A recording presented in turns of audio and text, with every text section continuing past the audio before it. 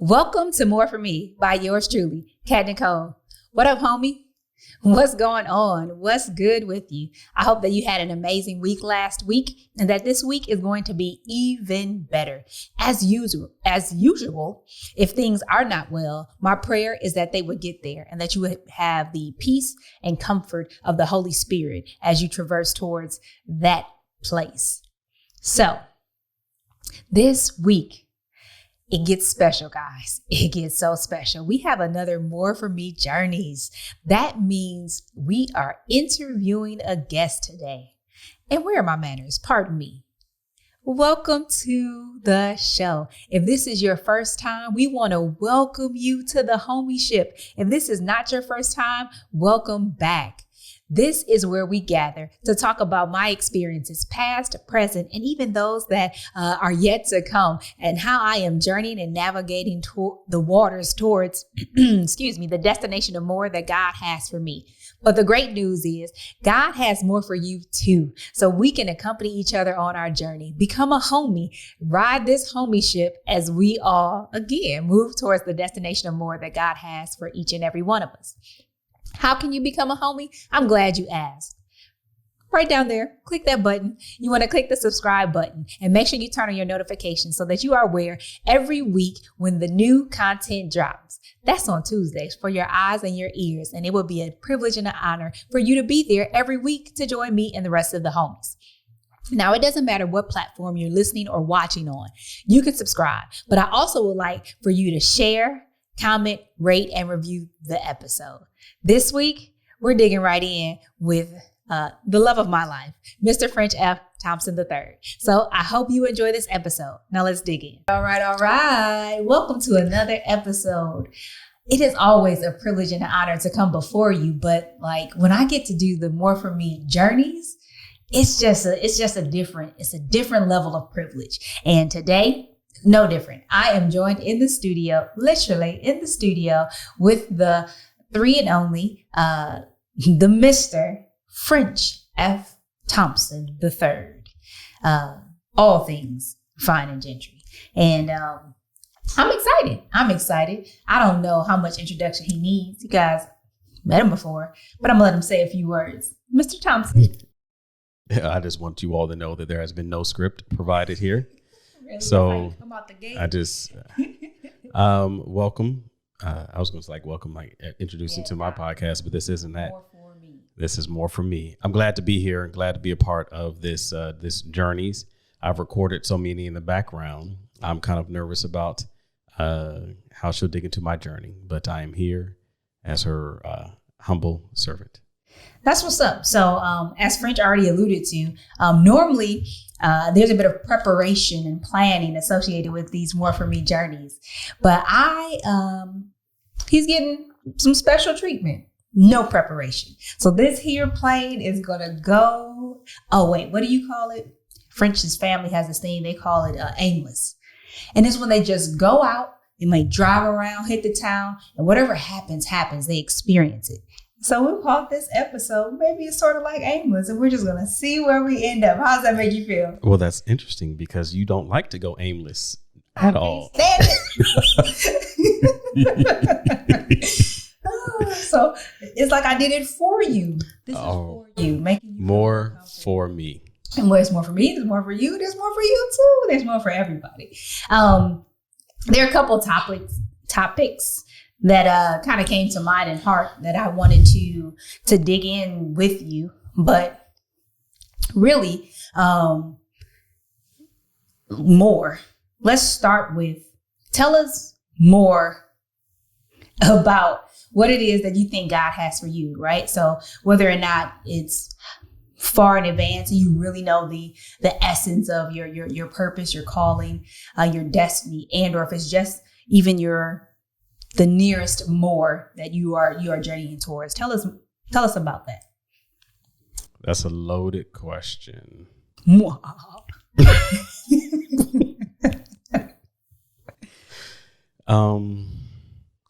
So actually, this is something I've been struggling with as of late, specifically because as I'm reaching certain milestones in my career, I start to question a lot more. All right, what am I really supposed to be doing here?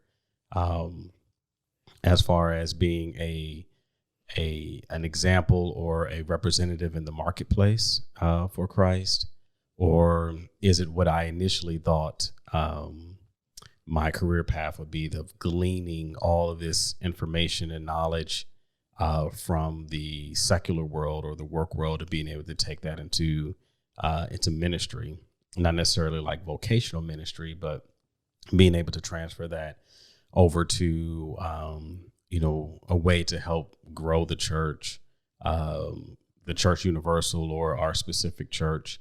Kind of growing the church from outside the walls of the church. Sure, I'll take that.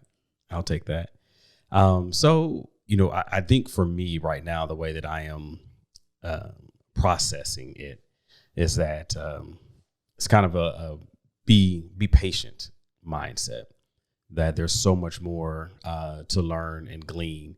I'm reminded before I transition into the role I am in now, as I sat down with one of the VPs at my job, and I was talking with her about wanting to get over into her team or do something different. There were some external opportunities as well, and one of the things she told me was just be patient. Just be patient. Opportunities are coming your way, and then not so long after, got a promotion. But I think it's a little bit bigger than that, of saying, you have no idea what's being worked in the background on your behalf. And if we try to do too much to try to force the issue or try to force a direction, that we could potentially move out of sequence, out of formation. WTF, what's the formation? Freedom Church. Freedom everywhere. Freedom anywhere. I do want to parenthetically say that the executive producer, if you touch that tabletop and rub your fingers again, he's probably going to have a problem. He's a stickler for don't hit your mic, don't do stuff like that. So just a heads up. But we'll close that parentheses. I want to dig a little deeper there and see where this takes us.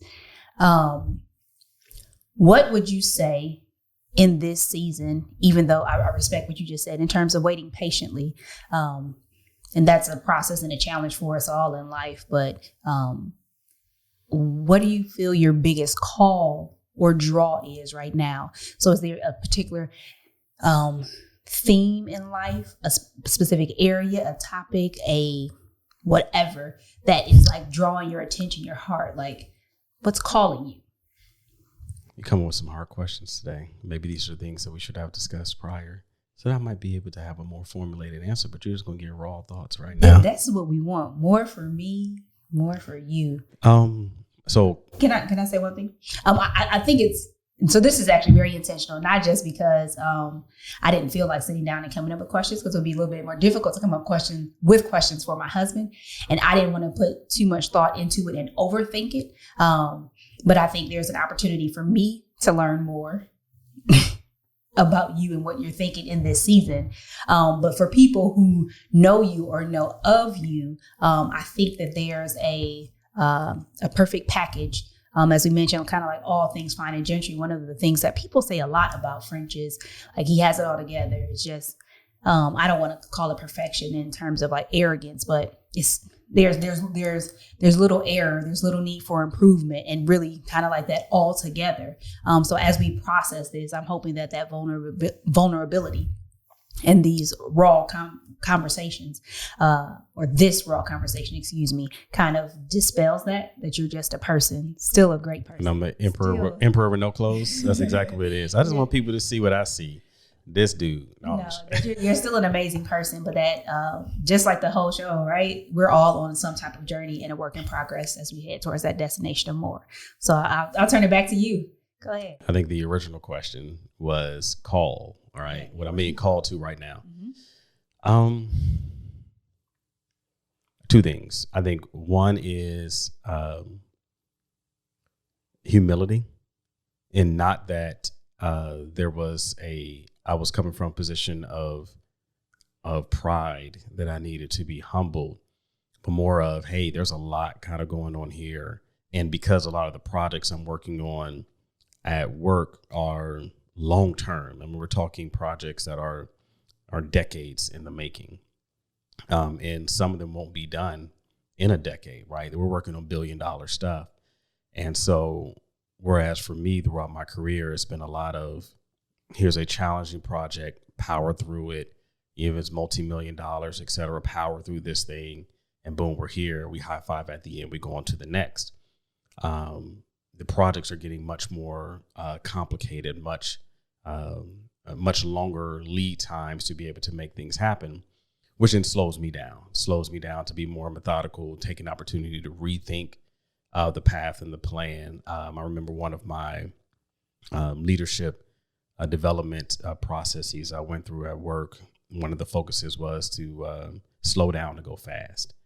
And a big piece of that was saying, hey, if you slow down, you have so much more of an opportunity to be excellent at your job, or to be able to eliminate errors, or even find more efficient and effective ways of doing it. And so I'm seeing that a lot right now, that, I mean, consistently every week is a rethinking of a plan that's been put in place, and not because it's a flawed plan, but it's like, hey, let's take a look at it from a different angle. And so I see that outside as well as a way that's, that I'm seeing inside, like in our family, in our relationship, et cetera. I was saying, okay, let's slow down, rethink this, as we've had more conversations, revealing more about kind of our backgrounds. It's kind of like, oh, okay. I mean, we are almost 11 years in the making, but it's still decades to go to be able to evolve and go in there. So I think that's the first thing, is humility. The second thing is creativity, and not painting a tapestry or something like that. Right. A shout out to Brandon. So many Brandons in your life. Oh, yeah, that's right. Yeah, Bihaj. You're right. And so, it's creativity, thinking differently, think outside the box, and not the box is broken, but saying you can reconfigure this box a little bit differently. I have conversations consistently with my man Marcus, other people, about, all right, how can we work this system a little bit differently? How can we approach being in this corporate environment differently, in a way to say, okay, I can stack this money, or if I maneuver my way in this direction, I can get this insight, get this expertise, and be able to then go somewhere with it differently, or be able to be better at my job internally and externally. And so I think that's a lot of it's forcing me to think more creatively about the path. Because if those that know me and those that have known me, or those that don't, I'm very risk adverse. Hey, there's a path forward. Come work for a company, 30 years, get the pension, do everything you're supposed to do. Very traditional. Yeah, traditional. But I've been challenged lately, be it because of the podcast that we've been dealing with, the moves, or not we're dealing with, the podcast that we've been consuming, the move from Texas to California, different opportunities in and out, that I'm saying, okay, let me rethink my plan, or rethink the way that I'm approaching this plan, and being able to say there's a different or a better way. Prime example, minimalism, right? That's a big thing that consistently in my mind. And I would say that I thought, or I would say that I have lived, most people probably think, kind of simple, more of a simple life. But, there are people who are close to me, like, hey, there are things that I have in abundance, right? Be it boots or accessories or suits, coats, those things I had in abundance. But for me, it wasn't fast fashion type stuff. It was, I'm going to acquire something that is really good quality, that has a lifespan with it. So yeah, I may have a lot of coats, but the average age of those coats is 7, 8, 9, 10 years, right? Because I don't buy for excess, but I buy for quality and for longevity. And so in my mind, that was a minimalistic type of thinking. But as I've approached and understood a little bit more about minimalism, it's about doing more with less, and not in a position of scarcity, but more of saying, I don't need all of that to be able to accomplish my goals, or to be pleased, or to be happy. And so taking that time to think even more of, on all levels of minimalism, not just materialistically, but also, I don't need to be VP. I don't need to be COO. to be able to accomplish my goals. I don't need to, have X to be able to do Y. And I think that's kind of where that creativity is coming into place, that I can do more with less and do that through creativity and my calling. You shot up on him. I'm gonna alliterate real quick. Now that's really, really good. So I hear you saying that the two focuses of humility and creativity, and that it's ultimately in these challenges. So I call them focuses, but really they're a challenge, and it doesn't matter. It doesn't matter what your life looks like or what people perceive it to be, that in our faith walk, we're always being challenged, right, no matter the person. So that being your challenge during this season, you mentioned that is leading you towards more and your calling. Fill us in a little bit more on exactly what that means. So how do those things thread together? And whatever you have in terms of knowledge of that at this time, where is it leading? It sounds like it's holistic. I'll throw that part out there as well. Yeah. It is, right? It is holistic. And I think, as I process it now, I think a big piece of the more is saying, hey, your life can be more fulfilled beyond the, I'll say the limited thinking that I had, right? Of success, of what the life looked like, the French American dream, right? That, hey, this is French's American dream. Maybe I'll put that like that. And that, hey, there's, live a little bit more, and not that I had not been living before. Cause we traveled extensively, love to experience things, but, being able to wake up in the morning, just look at the mountains, right? And just kind of just listen in the silence. Same thing like with yoga, right? Being able to kind of slow down and feel the body, feel a holistic growth there. So I think the more that I'm leaning towards, or that I'm being guided towards, is understanding that the life that I had envisioned for myself is not the life that God maybe had, that is not the life that God had envisioned for me. Now what that picture looks like, still working through it. I think there is a calling to do more, ministry based work, be it at Freedom, or helping people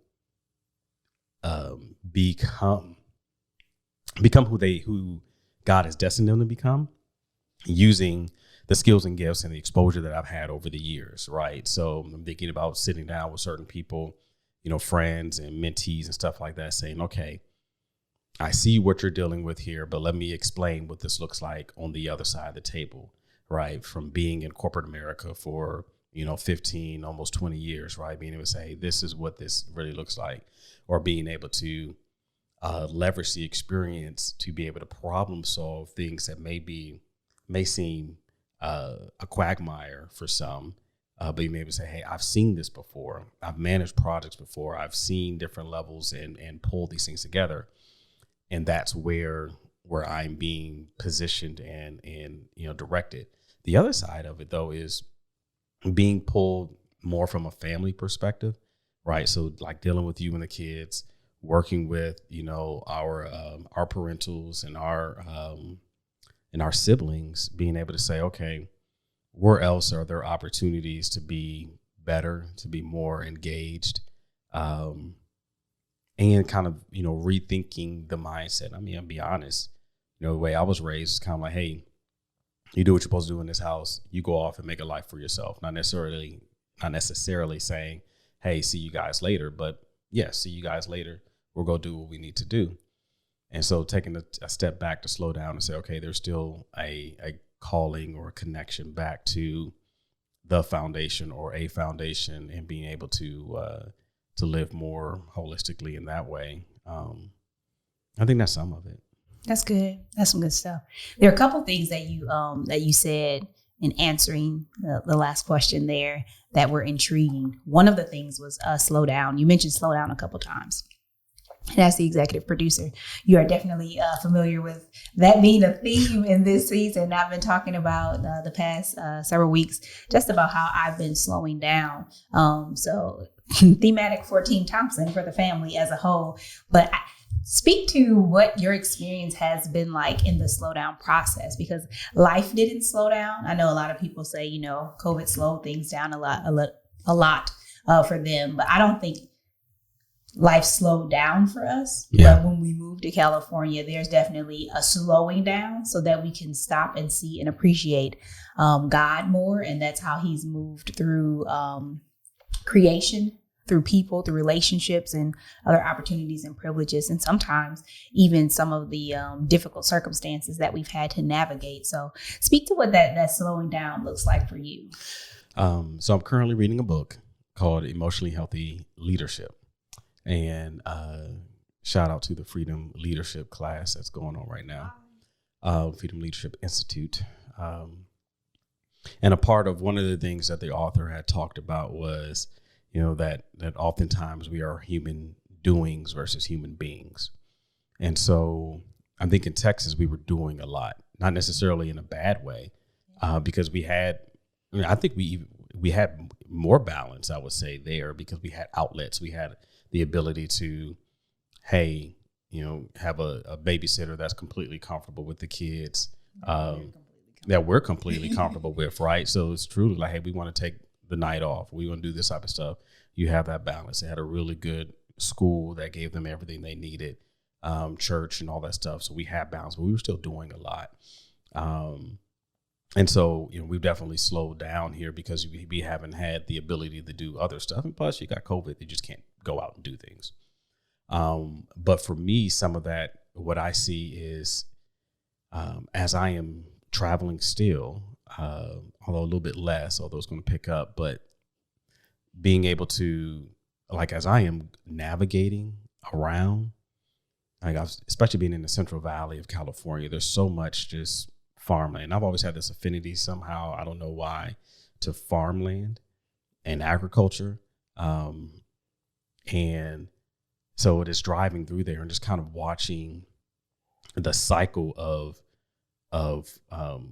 farming, right? Of seeing the harvest, seeing the, I would call it renovations or modifications that are being done in the off season. I mean, some of these orchards, I mean, literally you have, you know, thousands of acres, and they'll come through and rip up all of these orchards and then replant, right? Not what I'm used to seeing, like being in Chicagoland or even like in Kansas City and other places we've lived, where even Texas, right? They're taking agricultural land and just building more houses and stuff like that.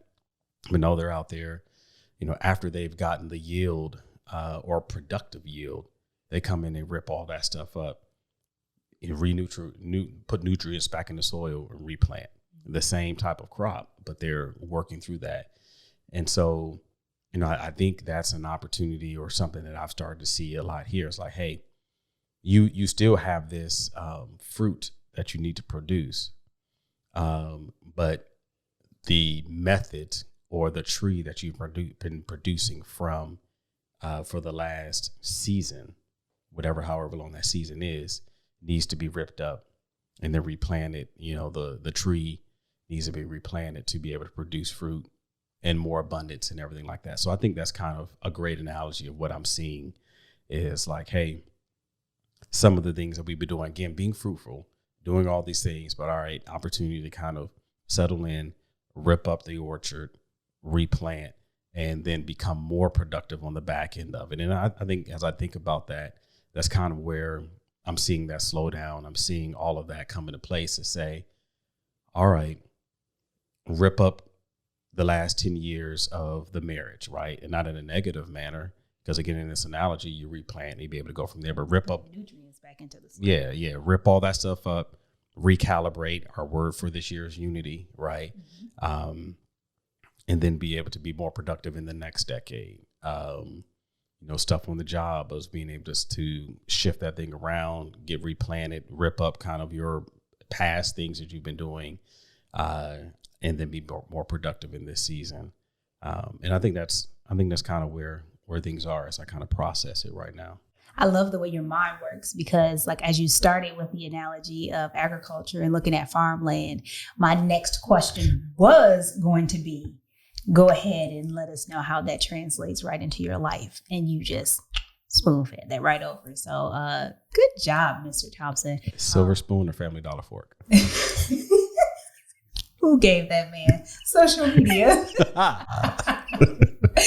Oh man. So that was really good. I love that analogy. And I think I want to hang there just for a second, because like when you look at, for example, let's say Texas and California, literally, we were in Texas last month for a couple days, and we rode by our previous subdivision, which was practically brand new when we moved to it, and to see all of the land around it, even in the 8 months or whatever, that land has been developed, and there are a lot of things that have taken up that space that was previously and at some point in time utilized for agriculture.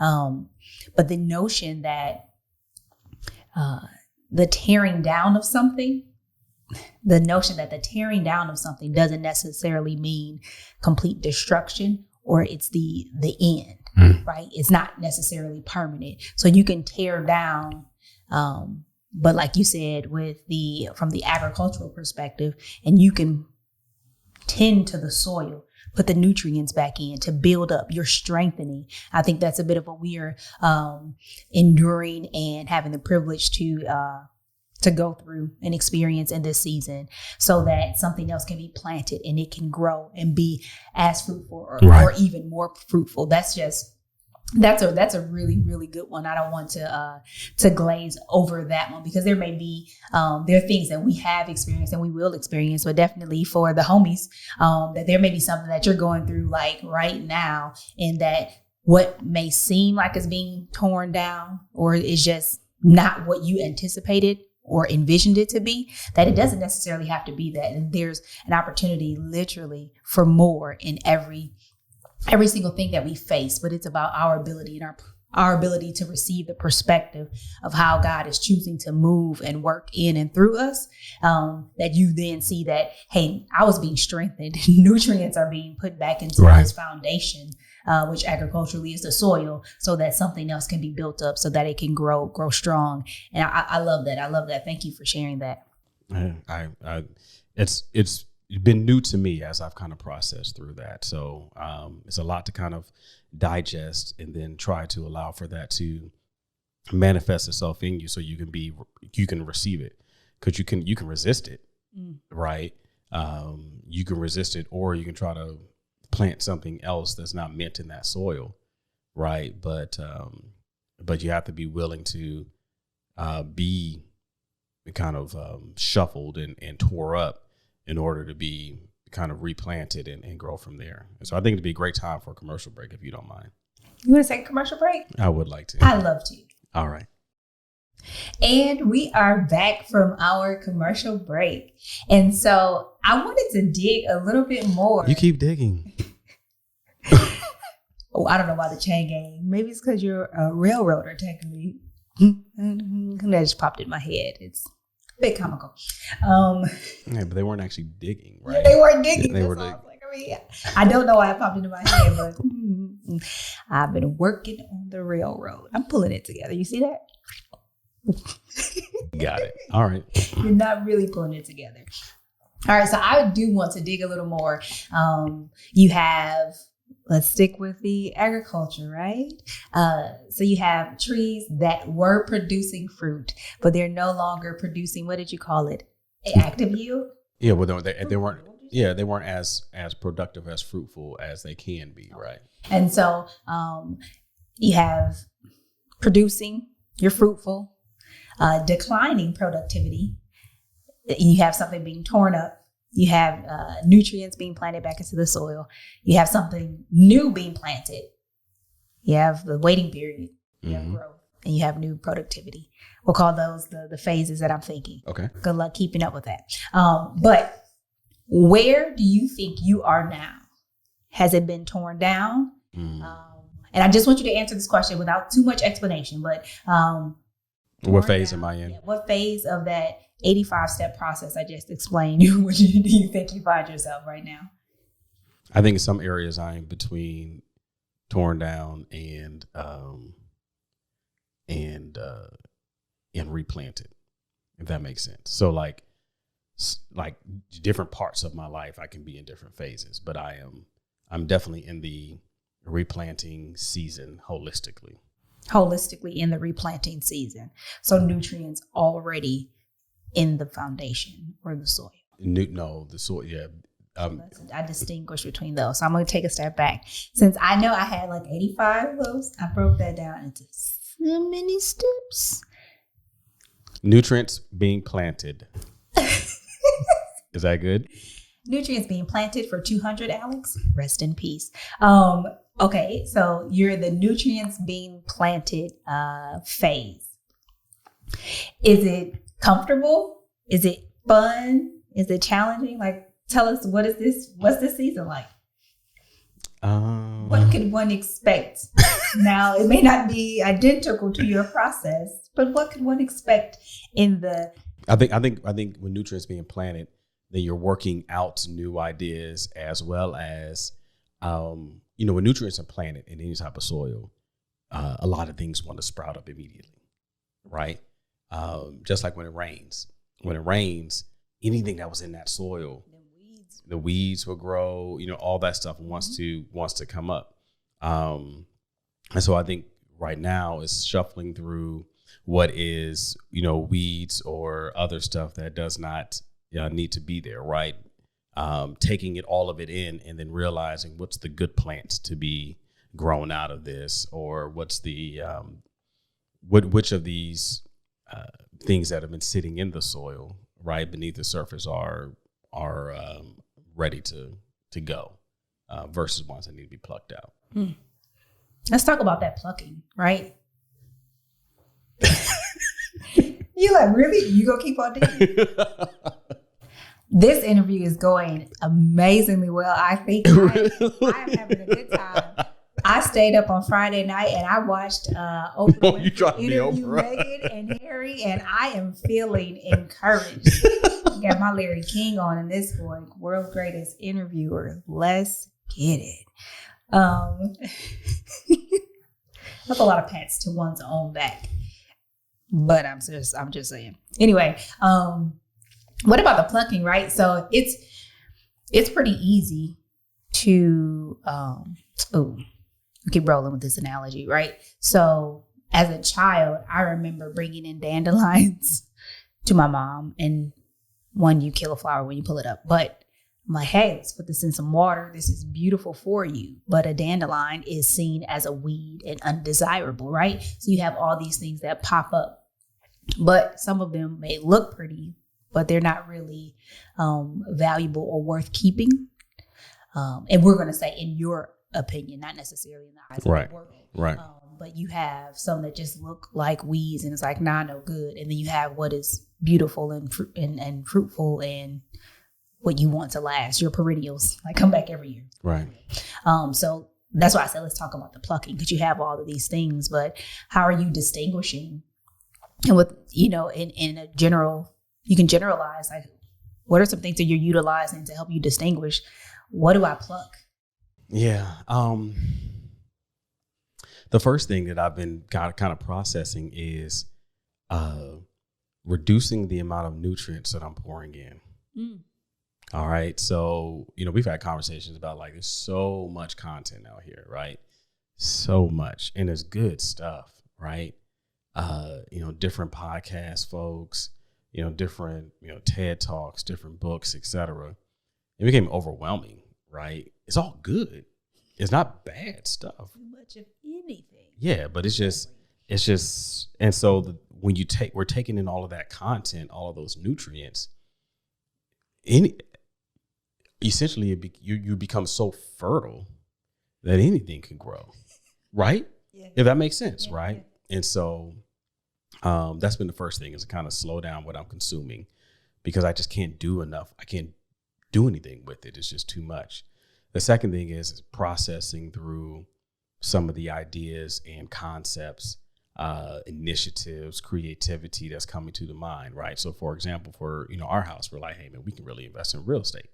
We can do all of this, right? So it's going from, man, we sell this house, move into a rental, do this, right? Or we just go into a 2, 3, 4 flat, we can do this. Or matter of fact, how about you move back to Michigan, I get an apartment, we do this, we commute, but we save so much money, we can do this, this, and this, right? It's just all of these ideas. That's specifically just kind of like real estate.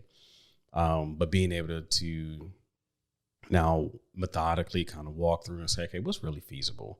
What is the appetite to be able to do it? I heard something recently on one of the podcasts I listened to. Hurry up and wait is also part of that, right? Yeah. But one of the things I listened to recently, it said, you have to be cognizant of how much, and this one was talking about organizational dynamics, how much dissent an organization can metabolize before it turns into indigestion, right? But that's the same way for your mind, your body. You have to realize how much information you can actually digest before you become sick, right? Mentally, physically, etc. So I think for me, it's methodically kind of working through those ideas. Being able to sit down as I'm driving to work, or as I'm flying in the airplane from one destination to the next, or I'm driving in the middle of the Central Valley or in the middle of the Mojave Desert, start processing all those things. The majority of the time, for most people that don't know, I listen to nothing. My wife hates it. I listen to nothing in the car, right? I may have some NPR on, but for those that don't know, NPR will repeat the same stuff every 2 hours, especially if it's in the morning or the evening. So it's stuff that you've already digested. So I drive in silence. And in that silence, I allow for me to work through all of those different things that are happening in my mind, all those things that I've been fed, and then start to pluck out the stuff that just isn't like, oh, that's cool. It's just not going to work, right? And so that's that process. And then when I have digested something good enough, that's when you'll get a text, right? Or you'll get an email, or I'll call you and say, hey, this is what I think about this. And you're like, what? But it's because I've had time to pull out all the other stuff and be able to kind of hone in on, and be able to come up with the idea or the plan or the genius that you say people see on the other side of it. Like, oh man, he got a plan. Well, I've taken a long time to kind of digest and then get my mind around what I'm willing to put my energy behind and what I'm physically able to actually pursue within the bounds that I can actually function and do those things. That's good. I probably should have inserted a point of information sooner, just in terms of French is a learner. So like as he talks and focuses on being cognizant of how much information he's consuming and being poured into him, some people could say it's a bit excessive. Like he's always looking to learn and understand, and he's even said it, like have a working knowledge of everything and or a vast amount of things. And so with that may be a bit different, but I think I want to emphasize not that, you have to consume and just be a learner, because that may not be your wiring or your style, but it is that we should all be consuming.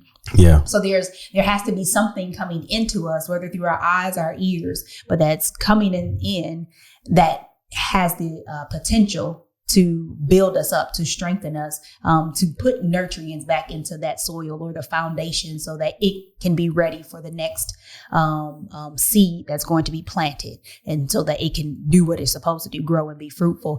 So that's something that we definitely want to take away from that, is that there's something that we should be consuming, and we have to be cognizant of what it is that we are consuming, because what you sow will eventually grow. So you want to make sure that it's something that's good. The second thing that you said I really want to highlight here is it's about taking the time, and whether or not that's that's relative. It's definitely subjective in terms of I took a lot of time. You Right. could have spent a couple weeks on it, where for me, it could have been a couple months. But that will differ from person to person. We're all unique in that way. But making sure that there is some time to actually process and allow for for things to be worked out in wisdom.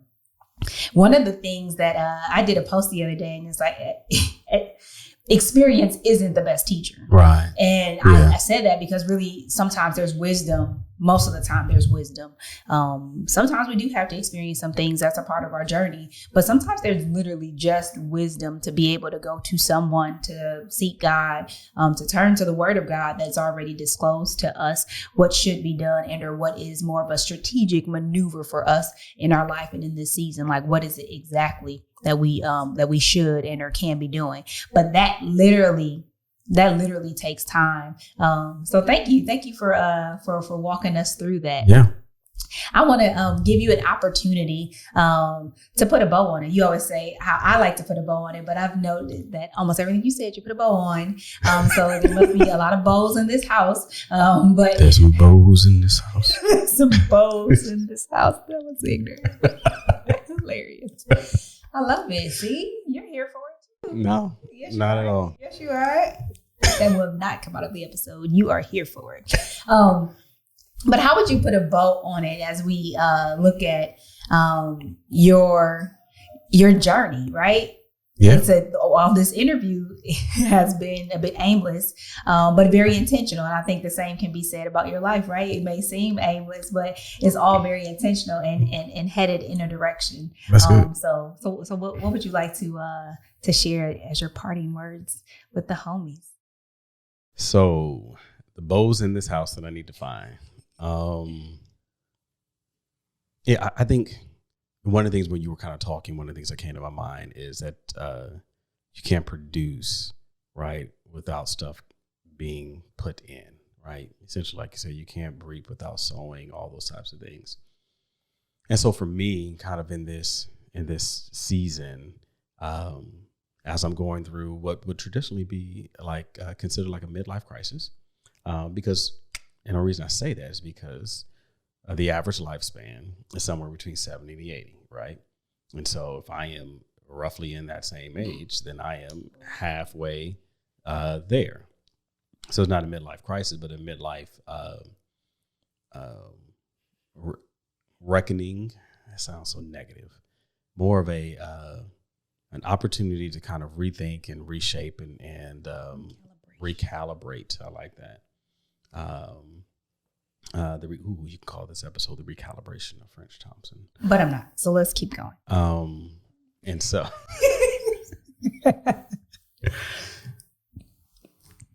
okay. More for me and more for you.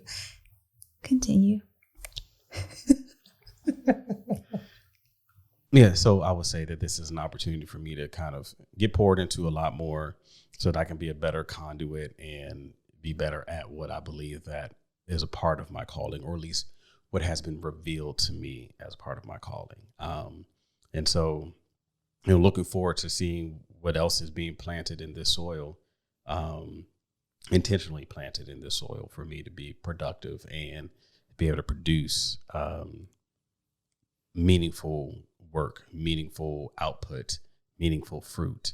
And beyond that, it's kind of here for the journey, here for the growth, here for the rain, right? Because it allows for me to absorb a lot more and be ready for whatever comes next. That's awesome. I know sometimes I'll say things and you'll be like, did you really mean that? Or look some kind of way. So I have to preface this so that you receive it. I think as the privileged person that gets to accompany you on your journey forevermore, I am looking forward to your latter years. And even though just because you said you're halfway, I don't believe that exact number per se, but just in the Bible, you're only guaranteed 70 years. All right. So I literally, with all that I've witnessed and experienced and even heard about before we started dating and stuff like that of your life, in the growth and the nutrients that are being poured into you. And as you continue to grow and become the man of God that he called you to be, like, I'm looking forward to the latter years and that journey of more and what is to come. So you can say, why is it latter years? How about the next years? I'm looking forward to the next years. Like the latter years. Like the latter gonna be way better than the... You ain't gonna just take this compliment. I receive it. I receive it. How about that? He's gonna take this compliment. Well, I appreciate you being here today. It's been an honor and a privilege truly to dig into French Thompson. What an amazing episode. I really, really enjoyed the episode, getting my Oprah and Larry King on. But I really, really hope that you receive something from it, so much so that you're going to share this episode. You're going to take time to maybe even re-listen it or look at the notes that you jotted down as you look at processing your journey and where you are right now as you head towards the destination of more that God has for you. French shared vulnerably, and we greatly appreciate that. Of course, as a wife, I was learning and taking it in and soaking it up. But again, just some really good nuggets about the different parts of the process of the journey and knowing yourself and being in tune with what you need. And our theme always, it seems, especially in this season, of slowing down and what we can do when we don't try to hurry past life or push past moments. So again, thank you guys for tuning in and joining for this episode. I hope to see you here same time next week, same mode. Just make it happen, Captain. And as always, remember, God has more for me. God has more for you. Now let's get it. Take care.